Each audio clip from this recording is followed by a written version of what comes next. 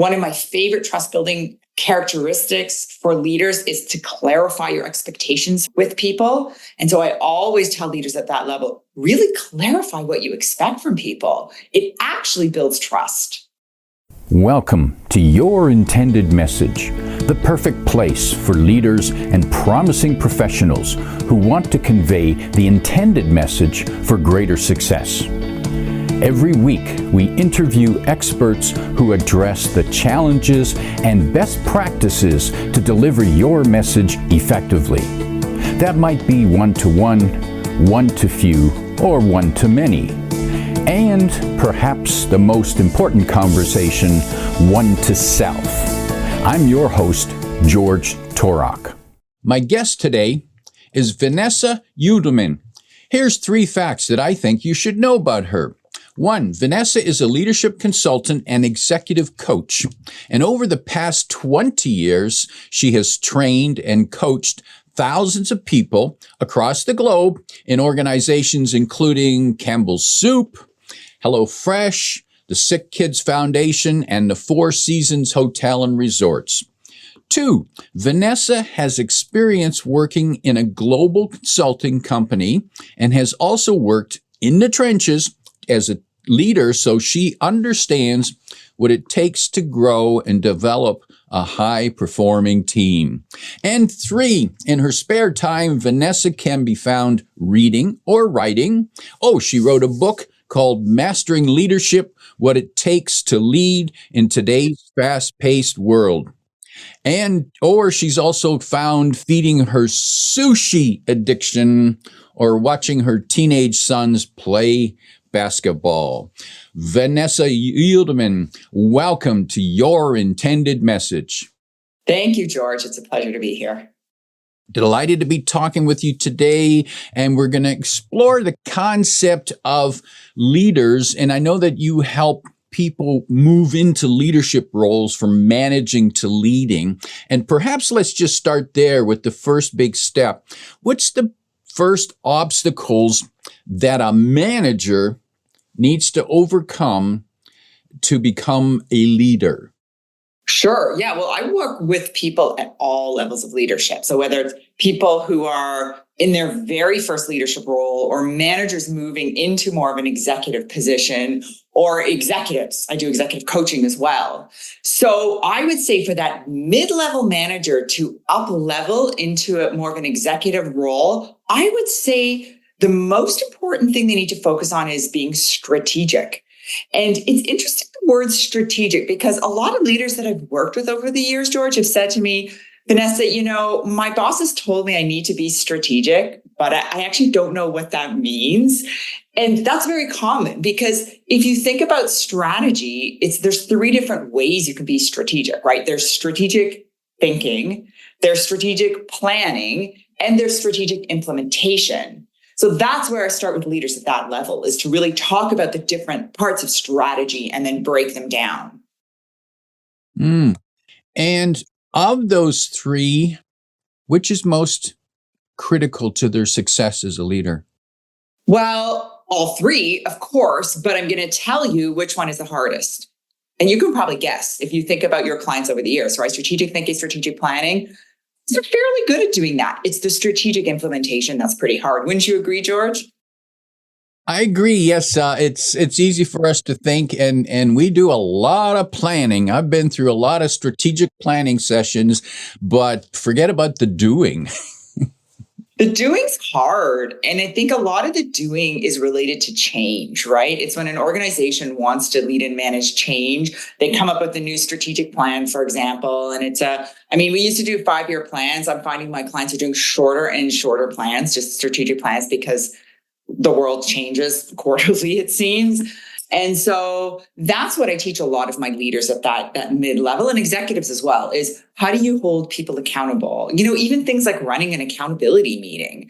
Leaders don't know, how do I run an accountability meeting? And I break it down for them. One thing that my clients always say about me is I like to simplify things.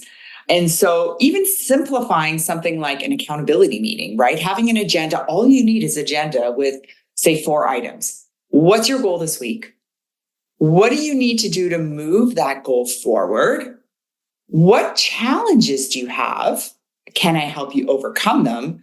And then just any information that you need to share with them as a leader, updates or feedback or anything like that, right? So these conversations don't have to be that long. They don't have to be that complex, but they need to be super focused.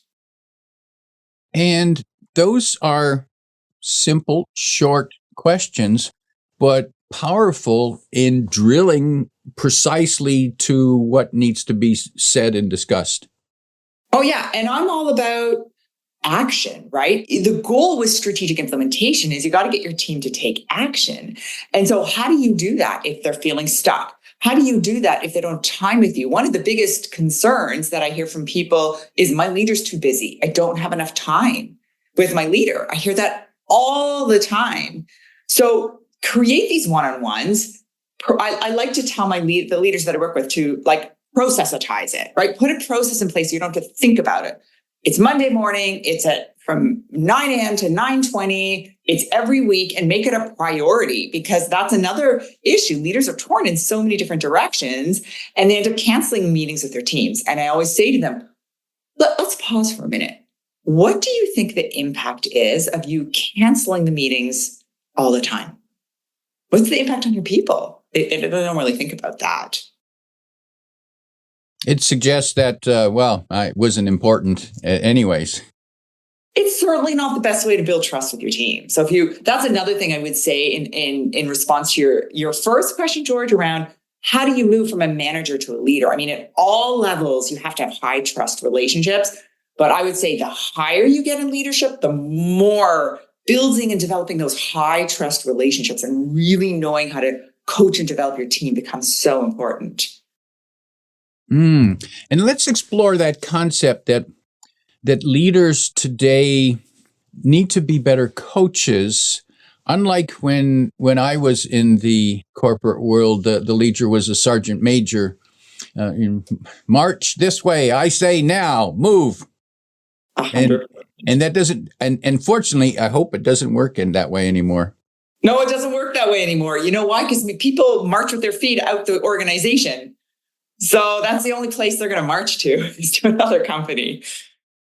So how does one develop the mindset to become a coach to your team as opposed to the boss? Yeah, well, coaching's a skill. It's like playing tennis or playing a sport.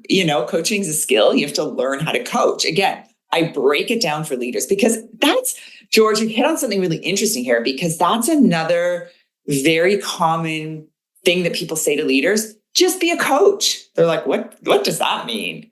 Right? And that's a problem, is most leaders get promoted into leadership roles without any training or any development. Like, okay, I know I need to be a coach. I have no idea what that means. So I break down coaching into 3 parts again. So we have listening, asking questions, like being super curious, and problem solving, right? I really empower people to get their team to solve their own problems. So listening is the first thing. I do a really fun exercise when I do a training program on coaching with leaders, and I put 60 seconds on my clock. I literally say to them, okay, everybody, you've got 60 seconds. Talk about a business issue. Okay. And then trade with a partner, and then trade with the other partner's now going to listen for 60 seconds, and you're going to share a business issue. And at the end of the 60 seconds, it is hilarious, because you know what the most common response to that activity is? Wow, that was really hard. And I say to them, might I remind you, that was 60 seconds, right? So people don't know how to listen. Oh, and so it was hard for the people who had to listen for the 60 seconds, not for the ones who had to speak. Oh, no, people have no problem speaking. People love to share their issues and problems and talk about themselves. Most leaders, unless they've developed this muscle, because I call coaching listening a muscle that you have to develop. It's a skill, right? So some leaders have developed that muscle before. For example, leaders in customer service, right? That's their job, is to listen. People in sales often have developed that muscle as well, because that's their job, is to listen to their customers. But most leaders, I find, I'd say 90% have not developed that muscle before. So they've got to start. And how does one develop the muscle of listening? Because it's not something that we were taught at school. Not at all. In fact, we were taught the opposite, to talk all the time, share your opinion, share your insight. So it's practice, just like anything, right? It's practice. So I say to them, I give them homework for the next month. You have one piece of homework. It's to listen more and talk less. Give yourself, I say to some leaders, even put 2 minutes on your clock. And when you start your one-on-ones, do not talk for the first 2 minutes. And it's hilarious when people try this, because some people say, oh, Vanessa, my team thinks like there's something wrong with me, or they're like, what happened to you in this leadership program, right? So the team even notices and they think, what's wrong with this person? They're actually listening to me. So some people actually set a timer and practice it that way, but other leaders just set the intention. Like I said, set the intention when you go into that meeting that you're going to speak less and listen more. Put an elastic band on your hand, ping yourself when you need to, but remind yourself, listen, because what happens when you listen is you're able to really peel away the onion and really understand what the person's issue is. You will actually solve somebody's problem way quicker if you actually listen to them. And what do you suggest that they listen for? Mm-hmm. So a couple of things. That's actually a terrific question. A couple of things. One is words. What words are they saying? Even more important than that, I would say they need to listen for body language and tone, because, I would say, I'm just trying to think what the research says. If you think about it, when someone is delivering a message in person, what the research indicates, if you think about words, tone, and body language, the understanding of the message is only based on 7% is based on the words people use, right? I think let me just think of these numbers. 7% is words, 35% is tone, and the rest is body language. That's 58%. So that's what I train leaders. If you're in the sport of learning to listen, you have to learn to listen for things like tone and body language. So for example, if you delegate to somebody and they say, oh, Fred, would you mind doing this report for me? And I'm going to need it today by 5 p.m. And Fred says, oh yeah, for sure. No problem. That sounds like a pretty affirmative response. But if they say, oh yeah, for sure. No problem. It's the same words that they've used, but their tone and body language are actually telling you a very different message. So in the second case there, we're not going to get that by the end of the day. We're not getting it by the end of the day. And by listening, I would, as a leader, want to get curious about that. And that leads to the second part of being a good coach. So the first is listening. The second is asking open-ended questions. And so I would ask a question. I'd say, oh, wait, I noticed you hesitated a little bit. What's going on? And I might say, well, I have this person requires this for me and a client needs this and I have this deadline. And then I would renegotiate. But if you don't listen, take the time to listen and notice, you're just going to bulldoze over people. And then you'll be more of that sergeant leader than a leader as a coach. Oh, so it's okay to point out, say, it looked like you were hesitant there. Can you tell me more what's going on? Oh, 100%. 100%. I recommend people do that. Here's what I noticed that there was a little bit of hesitation there. Yeah, tell me, what's on your plate right now? For sure. So pay attention to the whole message, not just the words. However, let's look at the words themselves. Are there some words in particular when we're listening that we should pay more attention to, words that could be a sign of trouble? I always ask leaders when they're listening for words to listen without judgment. It really depends on the situation. I don't really think there's specific words that, somebody may say, oh, that person's struggling. That's where I think the tone and body language is so much more important than the words, because somebody could say, yeah, everything's fine, but in their tone, everything's not fine. So to me, it's only 7% are words in the way people communicate. So to me, it's really the tone and body language. And that's why when we're working virtually, it's so much harder. And so I recommend cameras on.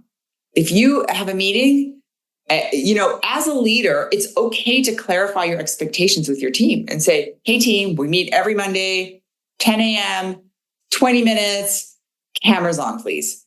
Why? Because I want to see you. I want to build that connection with you. I mean, that's a whole other topic of leading in this hybrid world, but it's okay as a leader to request cameras on, please. And so let's take a look at that leader who's perhaps a new team leader. Mm-hmm. And now they're in this role and they want to start making use of regular one-to-one meetings with their staff. And it might be something that the staff isn't used to yet. They're like, what's going on here? How come he wants to talk to me? Did I do something wrong? So how can a leader introduce that as a regular activity in a way that is encouraging and positive to the team? I always tell leaders, first of all, think about your intention for the meeting. Why do you want to meet with them? Is it an accountability meeting where you want to make sure they're moving their goals forward? Is it a coaching meeting where this is someone who's new and you want to develop them? Like, what's the purpose? So that's the first place to start so I would recommend you identify the purpose, then share it with your team. A lot of leaders think that just because they're a leader, they have to have all the answers. And I always say that's not true. You as a leader need to have the questions. You don't necessarily need to have the answers. So say to your team, hey, I really feel like I'm not giving you, you're new to the team. I'm not giving you enough time to develop your skill in this area. And so I was thinking we could do a one-on-one. Would that be helpful for you? Again, check in. Oh yeah, that would be great. Okay, let's do the agenda together. Here's what I was thinking. I was thinking, like I always ask leaders, come with a suggestion. I was thinking we could talk about, this certain skill. What did you do to work on the skill last week? What are some of your gaps? What support do you need from me? Right. And so again, it's a lot of questions. And by giving them the agenda in advance, people know what to expect and they can prepare for the meeting. So they know every Monday, my leader's going to ask me what I did to work on the skill last week and where I'm still feeling stuck. So you can so those are a couple of suggestions to get those meetings started. So in that case, the leader is acting as the coach by first identifying where the person believes they want to improve or where they want to grow. So is it all about the individual identifying their need for growth, or is it about the leader perhaps pointing out to them? So if you have a meeting that's based on growth, there's an excellent tool. I don't know if you've heard of it, George. It's called the situational leadership model. So the situational leadership model is an excellent tool. It's been around for years. And what it does is it helps people identify their developmental levels. So I know this is getting a little bit technical, but it's one of the most practical tools for leaders to use. So what they do is they measure people's skill and their confidence and competence level. Right. And so when they talk about in the situational leadership model, different developmental levels, D1, D2, D3, D4. So when someone's developmental level 1, they're brand new to the task. So of course their competence is low.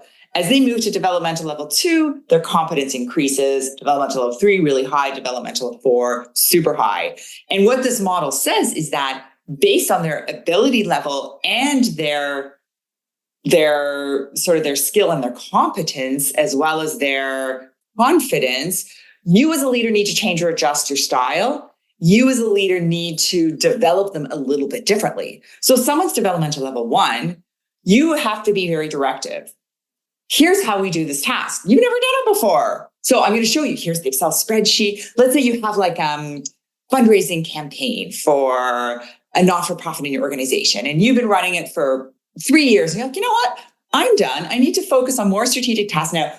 But this person on my team, it would be a great opportunity for them to grow in the organization and get more exposure. So I really want to delegate it to them. Well, you're not going to just say, go run it this year. I want you to run the fundraiser campaign. Off you go. Well, some leaders do. What they do is they delegate inappropriately, right? They just hand off a task to somebody without giving them enough detail or being directive enough. And that's why when you delegate incorrectly, somebody might give you something back and you'll be like, what's this piece of garbage, right? It's not their fault. They're just brand new to the task. So you as a leader have to make sure that you're delegating properly. So that's what the situational leadership model does, George. It really allows leaders to understand what developmental level people are at, and then how do they need to coach differently based on somebody's developmental level with each task, right? Because you could have somebody who's super developed at one task, but brand new to another. And so the way that you're going to coach them is going to be different. All right, so let's look at that example of delegating a task or a project. Yeah. How does a leader delegate successfully? So if somebody's brand new to a task, you have to be super directive. So let's use the example of, and so what you move from is directive to supportive, right? So directive is super hands-on, give them lots of detail and information, show them how it's done. And as they get more competent and have more experience, you become more supportive. That's when you can actually start coaching. So you're actually not coaching somebody and asking them, well, what do you think about the situation? Or how would you approach this? They don't know. They've never done it before, right? When they're brand new. So let's go back to the example of being brand new at running this charity event across the organization, right? I would literally sit down and say, okay, here's the Excel spreadsheets that I've used, but as when I've run it for the past 3 years. Here are the vendors I used for these pancake breakfast. And here's the executives that supported us in this way and in this capacity. What I suggest you do is reach out to this executive. Now, go and do it. Come back next week. Let's touch base. How did it go? What did you learn? What worked? What didn't, right? And then, so you're very directive at the beginning until they feel confident and comfortable to do it themselves. If someone's at developmental level 4, you're not going to behave that way. They're going to be like, why are you breathing down my neck? I've done this for 3 years. You're being a control freak, right? So leaders tend to fall somewhere on that continuum, actually. Some of them tend to fall much more on the directive side. Some of them tend to fall much more on the supportive side. And what I have to say to both of those leaders is you got to shift. Because those leaders who are super supportive, they're like, well, I don't want to be that kind of leader that's breathing down someone's neck. And I say to them, but you do want to be the kind of leader that delegates properly. So shift. Sometimes you do need to dial up your directness and be more specific.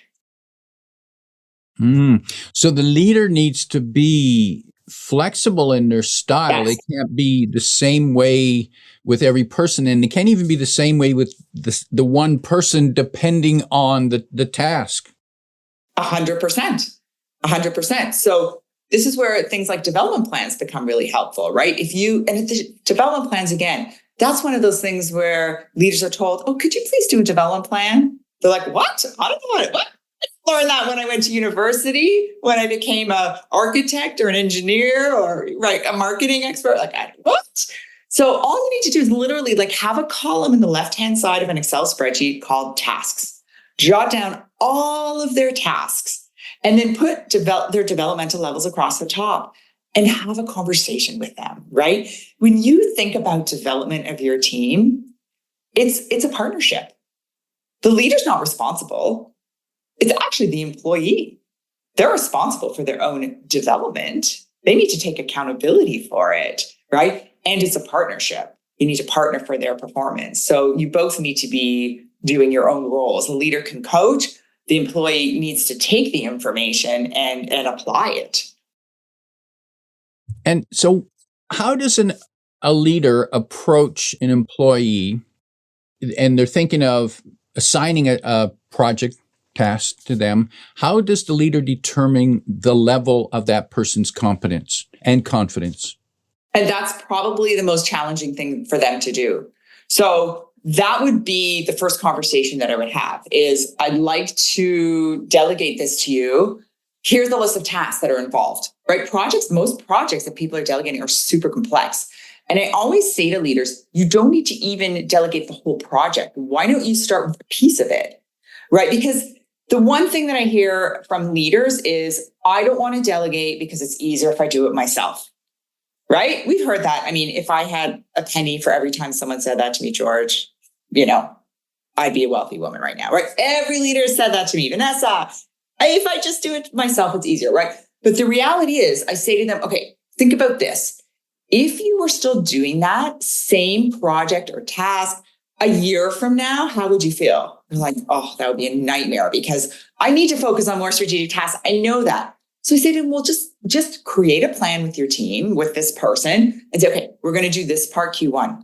We're going to do this part Q2, this part Q3, this part Q4. So by the end of the year, the project's off your plate. So it doesn't have to be all at once.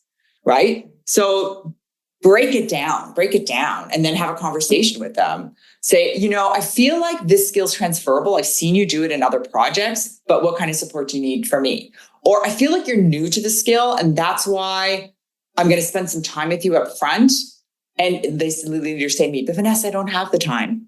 And I say, well, make the time, make this a priority. Do you want this off your plate a year from now? Yes or no? Right? So it's a little bit of short-term pain for long-term gain. Vanessa, what are some of the magic phrases that a leader can ask an employee to demonstrate that, one, they are willing to help, however, they don't know what help the person needs, and they want to encourage them at the same time? So what are some of those key phrases?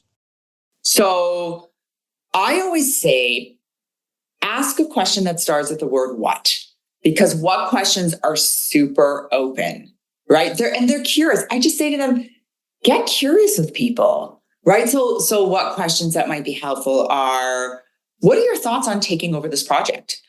What transferable skills do you feel like you're bringing to the table? What are some areas where you feel like you've never had the experience to do anything like this before and need some extra coaching, right? It's all about conversation. And these conversations take 5 minutes. Leaders always say to me, oh, Vanessa, I don't have time to coach. Like, these conversations take 5 minutes, right? It's just asking the right questions and coming to the conversation with a level of curiosity. You said almost any question starting with what. Is a question starting with why a poor question to ask? So it's interesting. It doesn't have to be.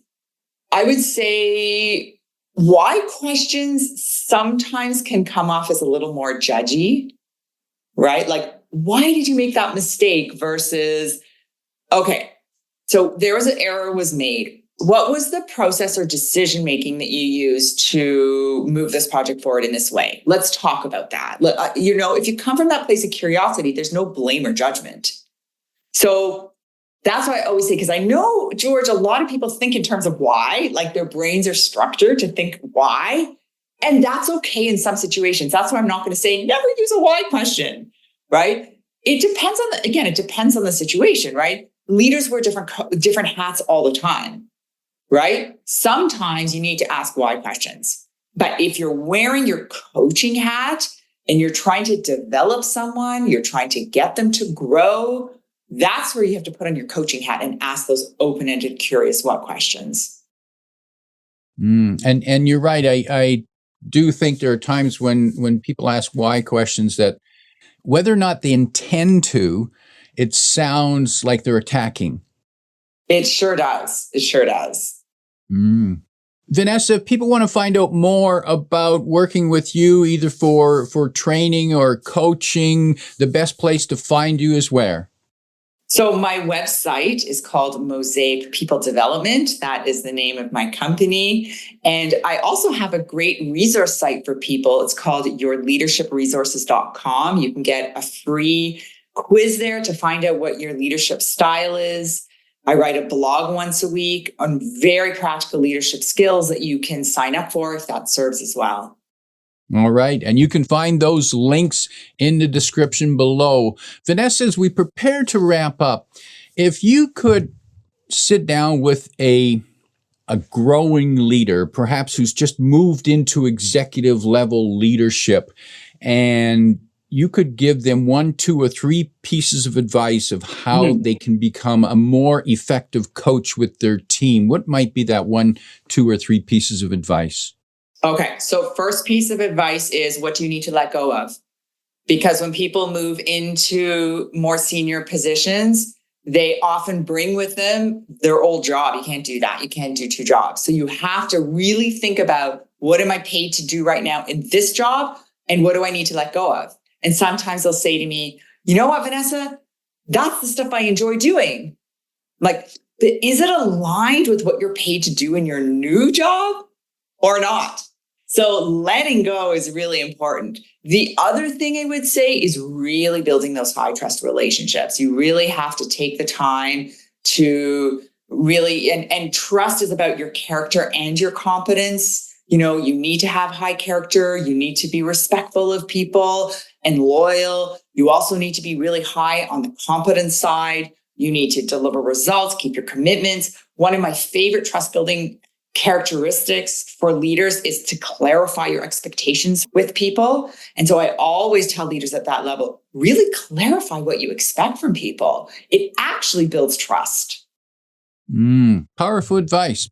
My guest today is Vanessa Judelman, reminding you to get curious about people, ask those what questions, and listen. See if you can listen for 2 minutes or more. If you like what you heard, tell your friends and post your 5-star review on Apple Podcasts because that helps more listeners find us. Come back every week for more practical insights to help you deliver your intended message. I'm your host, George Torok.